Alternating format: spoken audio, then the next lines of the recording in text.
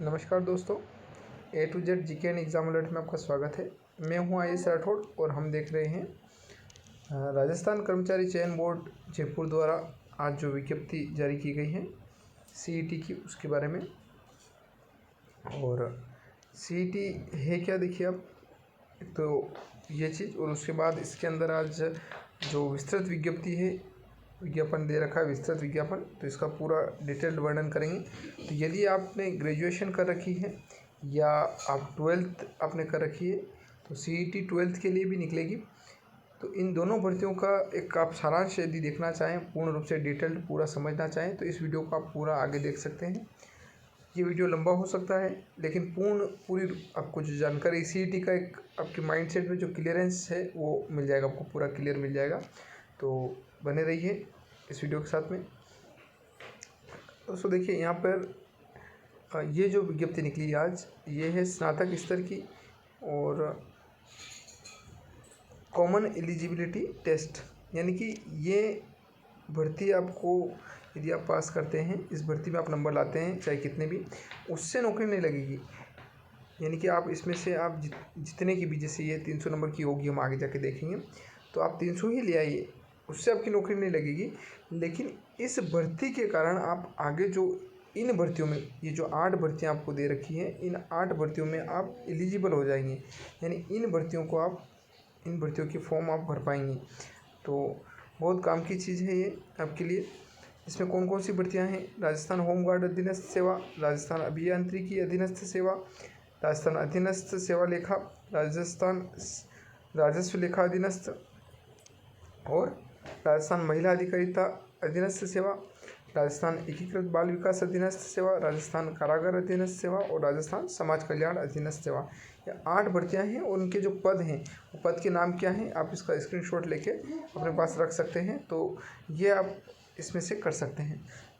जहाँ चीज़ें समझाने की होगी वहाँ पर मैं आपको एक एक डिटेल्ड वर्ड आप ले लेंगे, लेकिन कुछ चीज़ें ऐसी जो आप स्क्रीनशॉट लेके आगे बढ़ सकते हैं, तो उनका स्क्रीनशॉट आप ले लें।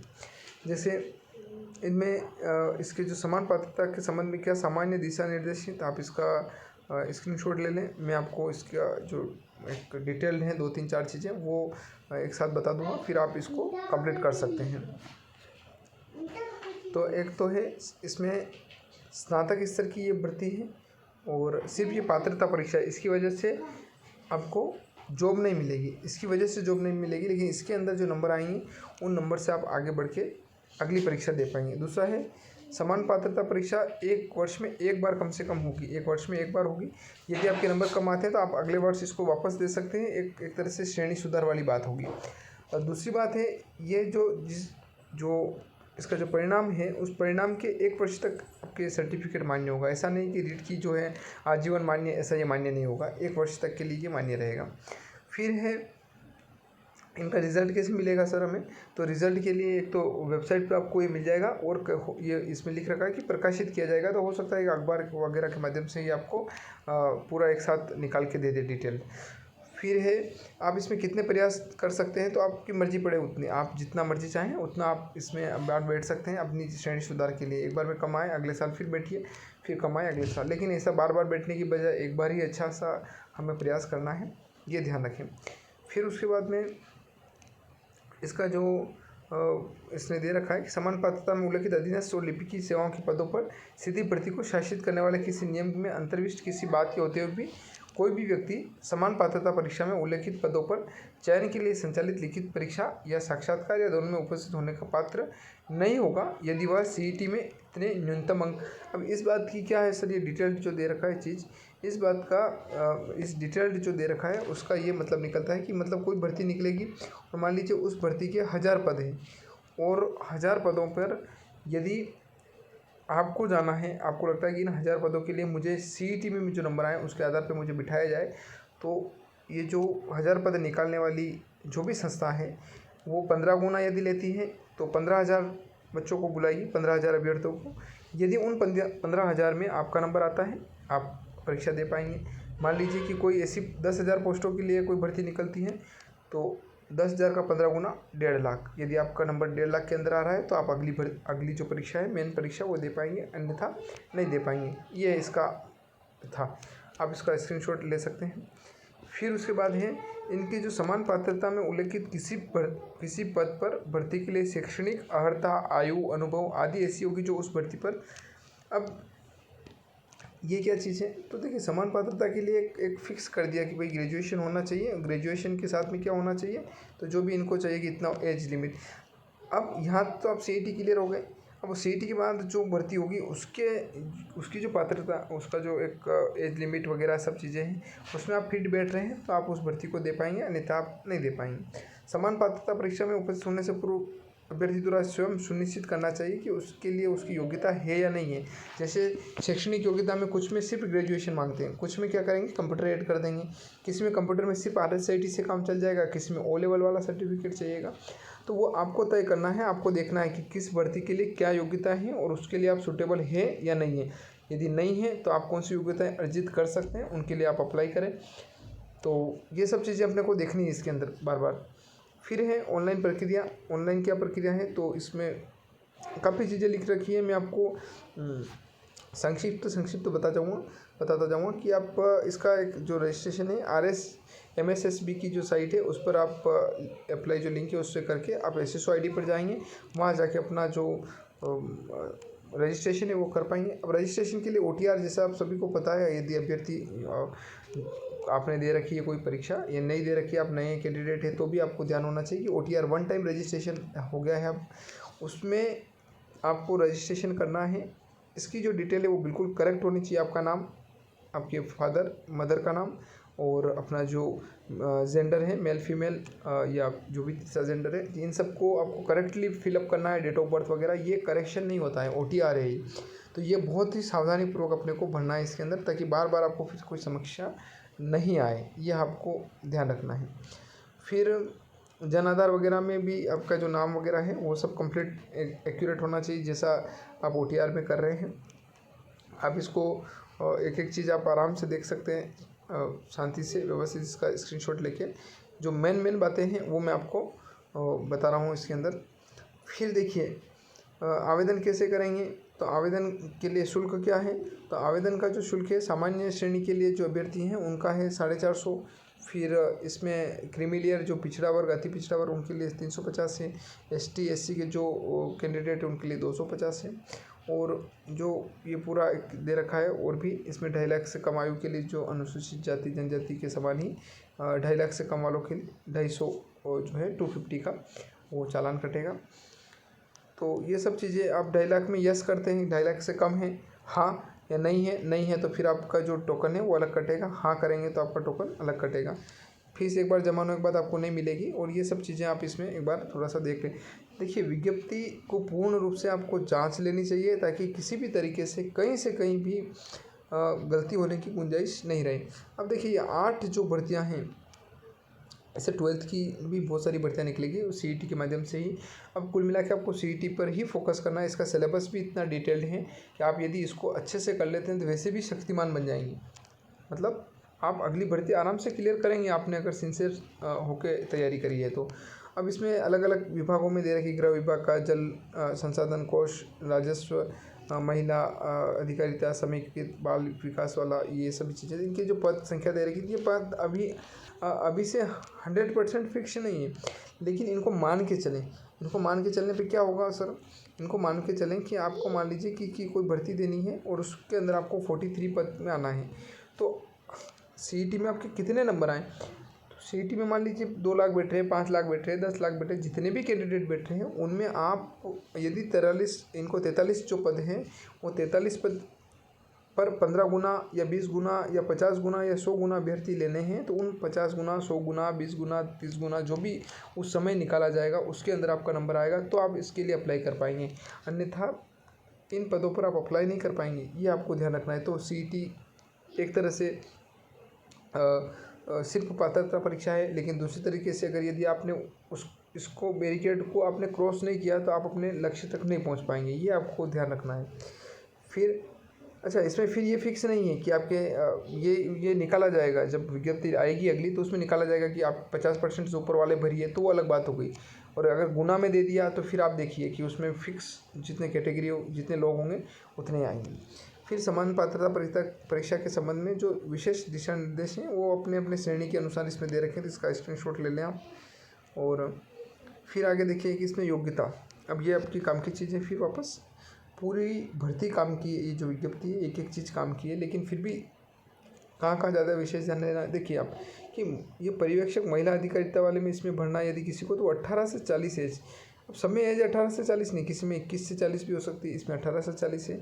सभी में ये जो शैक्षणिक योग्यता ये भी समान नहीं है। इसके अंदर स्नातक, सिर्फ स्नातक, कोई कंप्यूटर का डिप्लोमा नहीं होगा आपके, कोई RSIT नहीं होगी, तो भी आपको ये फॉर्म CET के बाद में आप इसमें एलिजिबल रहेंगे। लेकिन आगे जैसे अगला आप चाहेंगे कि जल संसाधन पटवारी के लिए आप जा रहे हैं, इसका एज तो वही है 18 से 40, लेकिन इसमें शामिल हो गया, क्या शामिल हो गया कि ग्रेजुएशन के साथ में आप इनमें से कोई भी आपके पास में एक इनमें से कोई भी एक, ऐसा नहीं कि ये सारे, या फिर ऐसा नहीं है कि ये एक ही चलेगा, इनमें से कोई भी एक आपके पास होगा तो चलेगा। अब अपने यहाँ पे जैसे RSIT का चल रहा है अधिकतर राजस्थान में, तो यानी RSIT ही है आपके पास, तो आप इसमें एलिजिबल होंगे पटवारी का जो है। अगर CET पास हो गए और RSIT नहीं है तो आप पटवारी में नहीं बैठ पाएंगे, सीधी सी बात है। फिर इसी तरीके से इसमें देख आप जिलेदार के लिए 18 से 40 वर्ष सिर्फ स्नातक। फिर प्लाटून कमांडर के लिए 20 से 40, इसमें 18 से नहीं 20 से। और आपके सामने ये सब चीज़ें आपको दे रखी है, या हमें जो भी चीज़ें हैं वो।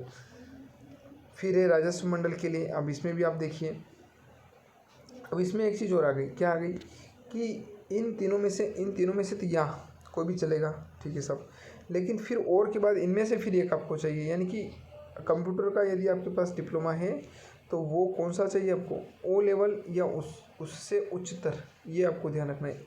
O लेवल या उससे उच्चतर वाला आपको चाहिए इसके अंदर। कोश एवं लेखा विभाग कनिष्ठ लेखाकार के लिए अगर ये आपके पास है तो आप एलिजिबल है, नहीं तो नहीं रहेंगे।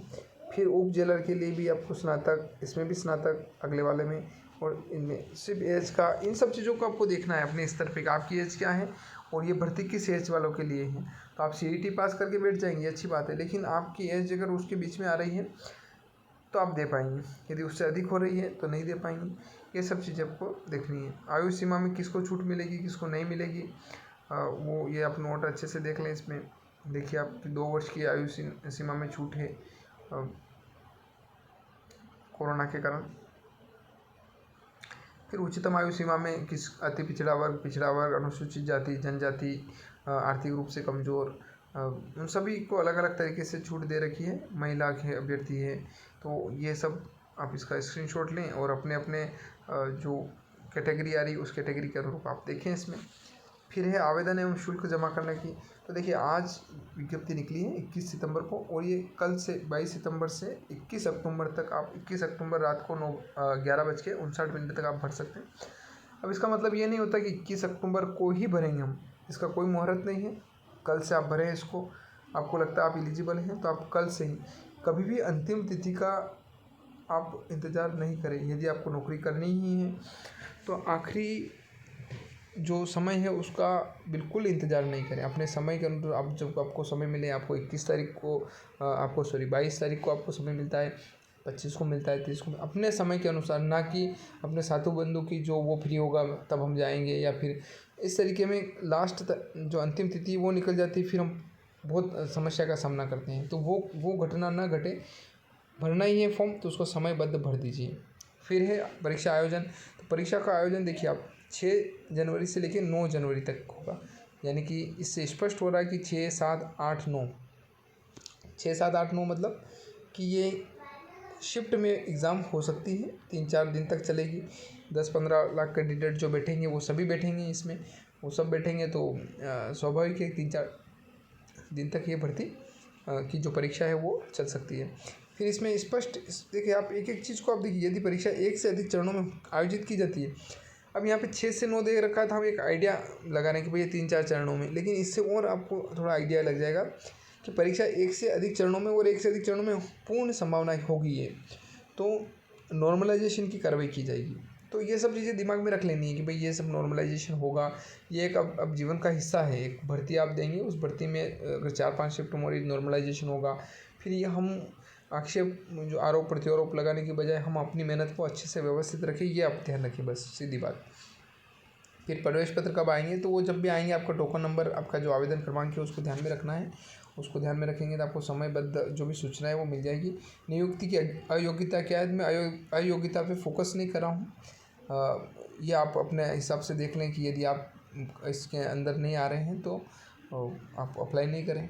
ऑनलाइन आवेदन के विशेष दिशा निर्देश, तो ये भी एक एक चीज़ आप अपना देखें। अब इसमें मैं आपको दो बात बता देता हूँ। तो फ़ोटो का है, फ़ोटो 100 KB से कम होना चाहिए। और एक फ़ोटो में बहुत सारी चीज़ें होती हैं। फ़ोटो में एक तो अपना चश्मा जो नंबर वाला है तो उस पर फ्लैश नहीं आना चाहिए।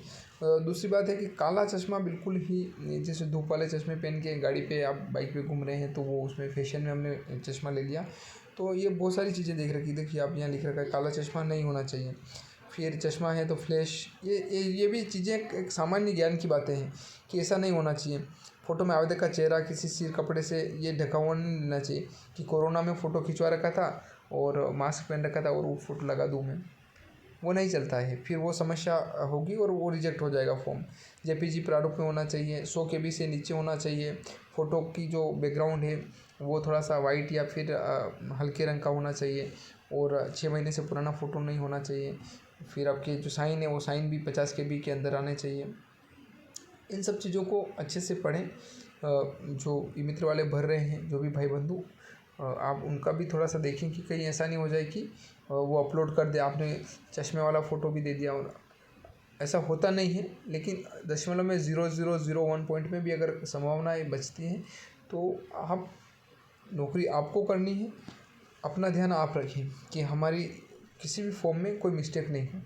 फिर बाद में हम किसी पर गुस्सा करें या इस तरीके की घटना घटे तो वो नहीं हो। इससे अच्छा है कि हम अपना एक सही तरीके से चीज़ों को देख लें और सही तरीके से फॉर्म भरें यदि नौकरी करनी हो। सिर्फ भरना है और ट्राई करना है, वो एक अलग बात हो गई। फिर हमारे जो दिव्यांग भाई बहन हैं उनके लिए श्रुत लेखन व्यवस्था की गई है, तो वो भी आप देख लें। मैं ऑनलाइन आवेदन में संशोधन की प्रक्रिया, तो देखिए OTR में तो जो संशोधन है वो संभव नहीं है। OTR में होता क्या है सर, तो ये देखिए क्या संशोधन होगा, आपका नाम, पिताजी का नाम, जन्म तारीख, जो जेंडर है, ये सब नहीं होगा। उसके अलावा की चीज़ें अगर मान लीजिए आपने कहीं मार्क्स वगैरह कहीं गलत डाल दिए हैं तो फिर वो थोड़ा सा आप उसको सुधार कर सकते हैं। बाकी के सुधार आपको संभावनाएं नहीं है, नहीं कर पाएंगे। फिर है आवेदन में गलत सूचना प्रस्तुत करने पर अनुचित साधनों की रोकथाम वगैरह के लिए ये सब चीज़ें दे रखी है। अब आते हैं हम हमारी जो समान पात्रता परीक्षा है उसके लिए पाठ्यक्रम। तो जो पाठ्यक्रम क्या है, पाठ्यक्रम आप देखिए यहाँ पे कि इसमें 150 प्रश्न आएंगे और 300 नंबर के ये प्रश्न हैं। 3 घंटे का पूरा एक समय है। अब कौन से सर इसमें अगर आप मोटे मोटे रूप में आप बता दीजिए तो थोड़ा ठीक रहे। हम कुछ बच्चे ऐसे भी होते हैं जो पूरे वीडियो को भी धैर्यपूर्वक नहीं देख पाएँ, या कुछ अभ्यर्थी थोड़ा सा समय अभाव रहे। तो आप देखिए कि आप इसमें एक तो GK यानी कि सभी है कुल मिला के जीके के 3-4 पार्ट, यानी कि इसका हिस्ट्री आ गया, हिस्ट्री के साथ में इसका आर्ट एंड कल्चर आ गया, ज्योग्राफी आ गया, करंट GK आ गया, राजस्थान का GK है, इसके अंदर इंडिया का GK है, अर्थव्यवस्था है, पॉलिटी है, सब चीज़ें आ गई। ये GK का काम कंप्लीट होता है। उसके बाद में अगर अपन बढ़ते हैं आगे तो हिंदी का है, हिंदी के साथ में इंग्लिश का है, ये 2 चीज़ें फिर ये होती है। इंग्लिश के साथ में कंप्यूटर है, कंप्यूटर के साथ में साइंस है, तो ये साइंस वगैरह ये चीज़ें हो जाएगी। फिर आप देखिए फिर है इनके बाद में अगर आगे बढ़ें सर और क्या है, तो और भी बहुत सारी चीज़ें हैं। आपका देखिए आप इसका स्क्रीनशॉट ले सकते हैं। ये सब जीके का जो है पोर्शन भारत का भूगोल है। एक एक बिंदु पे मैं अभी बात नहीं कर रहा हूँ, काफ़ी लंबा वीडियो चला जाएगा, तो आप इसको स्क्रीनशॉट ले लीजिए, इसको देखिए। अगर कहीं कोई समस्या है आप कमेंट करें। देखिए आप इसमें राजस्थान की अर्थव्यवस्था है। फिर उसके बाद विज्ञान एवं प्रौद्योगिकी, तो विज्ञान की ये टॉपिक हैं इसमें। फिर तार्किक विवेचन एवं मानसिक योग्यता, ये थोड़ा सा मैं आपको एक बार बता देता हूँ, इंग्लिश में है। तो एनालॉजी सादृश्यता वाला, क्लासिफिकेशन वर्गीकरण, alphabet, passage and conclusion, blood relation जो है, रक्त संबंध, कोडिंग डिकोडिंग, दिशा वाले हैं, बैठक व्यवस्था, इनपुट आउटपुट, मशीन में इनपुट डालते हैं आउटपुट का जो आता है, नंबर रैंकिंग है, मेकिंग जजमेंट, जो जजमेंट का है, जो न्याय कथन वाले हैं, कथन निष्कर्ष वाले हैं वो भी, logical arrangement of words, missing number आते हैं, नंबर जो मिस होते हैं वो, मैथमेटिकल ऑपरेशन है जो बोर्ड मास के ये में प्लस माइनस, जो नॉर्मल जोड़ बाकी गुणा भाग में कौन से क्या पहले आते हैं वो सारे। फिर है एवरेज, तो जो औसत वाले हैं, देखिए एवरेज का यहाँ भी दे रखा है, एवरेज का यहाँ भी दे रखा है, फिर वो रेशो और प्रोपोर्शन यानी कि अनुपात समानुपात, ये समानुपात और अनुपात। फिर उसके बाद में एरिया ऑफ ट्राइंगल मतलब त्रिभुज का जो क्षेत्रफल है, वृत्त का क्षेत्रफल है, इलिप्स दे रखा है उसका। फिर ट्रेपीजियम यानी कि जो आपके चतुर्भुज आते हैं उसमें समलंब चतुर्भुज वगैरह, और रेक्टेंगल है, आयत, गोला और सिलेंडर, बेलन। उसके बाद में प्रतिशत, चक्रवर्ती ब्याज और सिंपल ब्याज है, एक एक नियम है, लाभ हानि, और जो आयतन है वो गोले का है, बेलन का है, घन का है और शंकु का, इनका आयतन। तो जो पॉइंट दे रखे हैं उन पॉइंट पे फोकस करें अपन। फिर हिंदी की बात करें तो हिंदी के ये टॉपिक और भी हैं इसके नीचे, तो ये टॉपिक हैं, इनको करें। फिर उसके बाद में इंग्लिश के लिए ये सारा दे रखा है आपको, आप इसका भी स्क्रीनशॉट ले सकते हैं। फिर है कंप्यूटर, तो कंप्यूटर भी बहुत ज़्यादा ऐसा नहीं घबराने जैसी बात नहीं कि कंप्यूटर का कोई बड़ा बहुत अच्छा लंबा चौड़ा सिलेबस है। सिलेबस है ये बेसिक लिटरेसी प्रोग्राम जो होते हैं उस तरीके का सिलेबस है, ऐसा कठिन सिलेबस नहीं है, तो आप आराम से कर सकते हैं इसको। और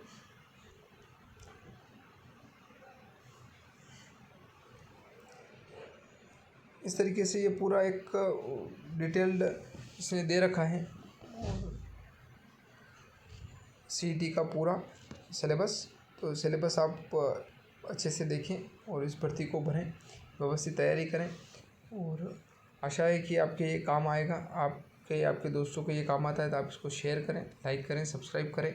जय हिंद, जय भारत।